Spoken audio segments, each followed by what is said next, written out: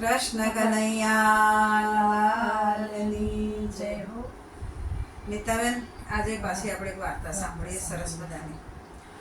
એક ગામ હતું. એ ગામમાં એક શેઠ રહે, પણ બહુ ચિંગુસ એમ. દમડી છૂટે દમડી ના છૂટે એવા હતા. પછી ત્યાં ચતુર્માસ આવ્યો.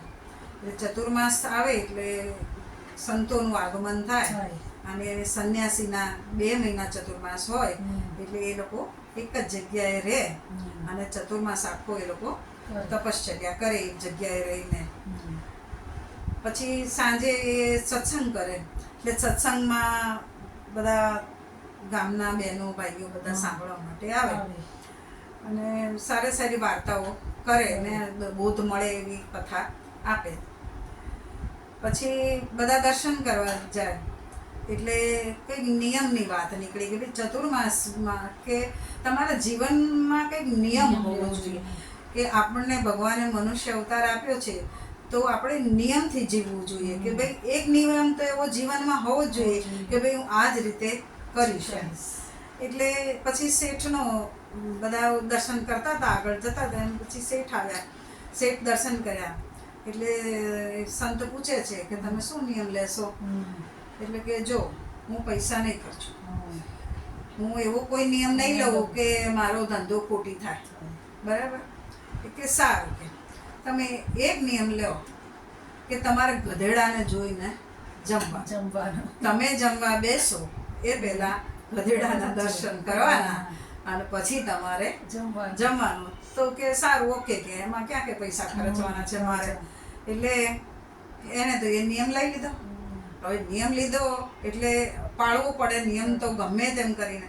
એટલે એનો જમવાનો ટાઈમ થાય એટલે ગધેડો ગોતવા નીકળે ક્યાં છે ગધેડો અને ક્યાં કે એને દર્શન થાય પછી પાછા આવે પછી જમે.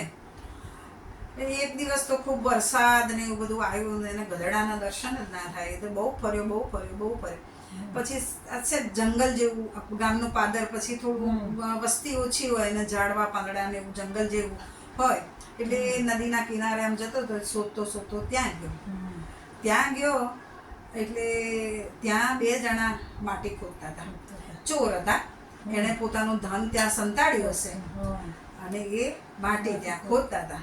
એટલે આ શેઠનું ત્યાં જવું અને ગધેડાનું પણ ત્યાં ઊભું રહેવું અને પેલા ભાઈઓ જે ચોર હતા એ માટી ખોદતા હતા એમનો ખજાનો કાઢવા માટે, એ પણ શેઠ જોઈ ગયા. એટલે શેઠને એ ખબર નથી કે એ લોકો શું કરે છે, પણ પેલા ગધેડાને જોયો ને ભૂખ્યા બહુ થયા હતા એટલે ખૂબ રાજી થઈ ગયા. આ જોઈ ગયો કે એટલે જોઈ ગયો એવું બોલ્યા. એટલે પેલા ચોરો ચોંક્યા કે આ શેઠ તો જોઈ ગયા, હવે બધાને કહી દેશે, આપણને ફાંસી થશે અને રાજા આપણને દંડ કરશે. પછી ચોરો આવ્યા શેઠ પાસે કે તમે કોઈને કહેતા નહીં, આ જે ખજાનો છે એમાં અડધો ભાગ તમારો.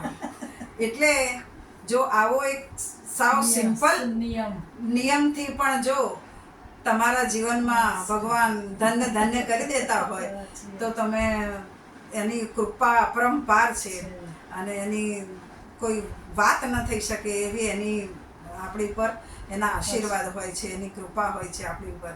એટલે જીવનમાં આપણને મનુષ્ય બનાવ્યા છે ભગવાને તો એક નિયમ જીવનમાં અચૂક લેવાનો અને નિયમનું ચુસ્તપણે પાલન કરવાનું. કૃષ્ણ કનૈયા લાલની જય હો.